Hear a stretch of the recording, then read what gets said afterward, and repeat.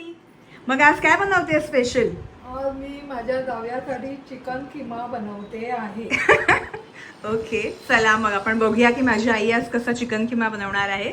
तिची स्पेशालिटी आहे ती. मी तर स्वतः खात नाही, पण ठीक आहे, माझ्या नवऱ्यासाठी आणि स्वतःसाठी ती बनवते. तर मग काय काय लागतं त्याच्यासाठी मम्मी? टोमॅटो, कांदा, आलं लसूण पेस्ट, गरम मसाला, चिकन मसाला. ओके, चल तर मग तू स्टार्ट कर, बघूया. पहिलं काय तू केलंस, हे टोमॅटो आणि कांदा जो आहे तो कट करून घेतलायस आणि फ्राय ह्याच्यामध्ये करणार. ओके ओके ठीक आहे.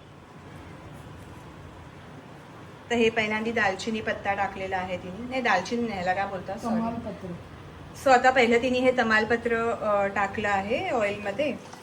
कच्चा हुआ हे ओनियन अरे मध्येच हिंदी बाहेर येते, मराठी.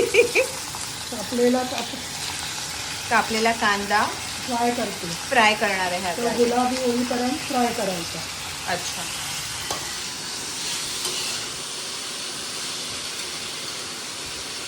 सो आता तू ह्याच्यामध्ये टोमॅटो ऍड केलास कांद्यामध्ये आणि परत ते सगळं मिक्स करतेस, राईट? हो. मग हे किती वेळ ढवळायचं आपल्याला? ते मऊ होईपर्यंत टोमॅटो. ओके, आता ह्याच्यामध्ये आपल्याला टाकायची आहे थोडीशी हळद. Garlic paste. ओके, पहिल्यांदा जिंजर गार्लिक पेस्ट. तुम्ही घरी पण बनवू शकता ही पेस्ट, किंवा तुमच्याकडे नसेल तर तुम्ही डायरेक्ट जी आपल्याला रेडी मिळते ती सुद्धा टाकू शकता.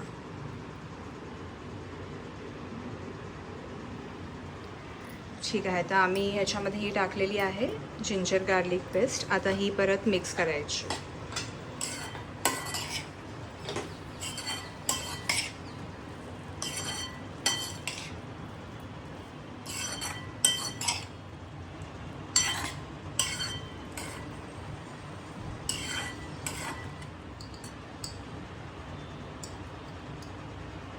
हळद.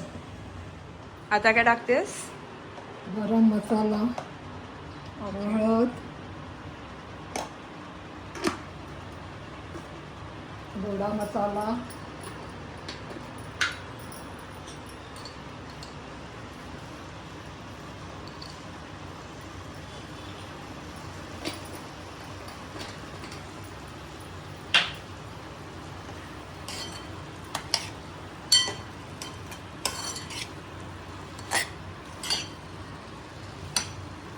हा आहे आपला चिकन मसाला. म्हणजे तुम्हाला ॲड करायचा असेल तुम्ही ॲड करू शकता, नसेल करायला तुम्ही नाही केला तरी चालेल.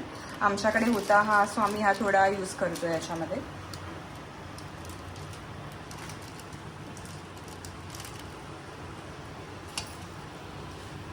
आता याच्यामध्ये थोडं मीठ ॲड करायचं आहे ना आपल्याला.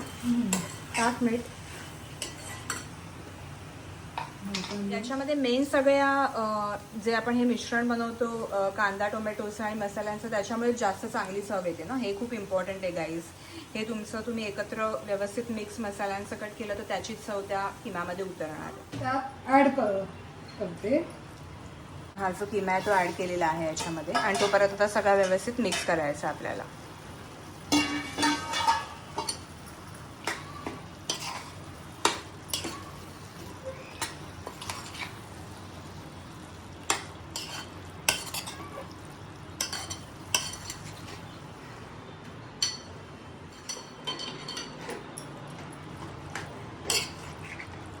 असं दिसतं ना, बुर्जीसारखाच दिसतो ना.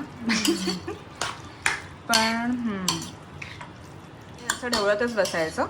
आता झाकण ठेवणार, वाफ काढणार आणि थोड्या वेळाने मग त्याच्यावर कोथिंबीर, चिरलेली कोथिंबीर वर टाकणार. अच्छा, आता हे असं ह्याच्या आधी परत मसाला टाकलास का तू? ओके, तर ह्याच्यामध्ये परत थोडासा वरून मसाला ॲड केलेला आहे, आणि आता हे असं थोडंसं मिक्स केलं परत, आणि आता ह्याच्यावरती हे झाकून ठेवणार आहे. वाफ काढणार ह्याची. किती वेळ काढायची असते ती वाफ? सुकेपर्यंत.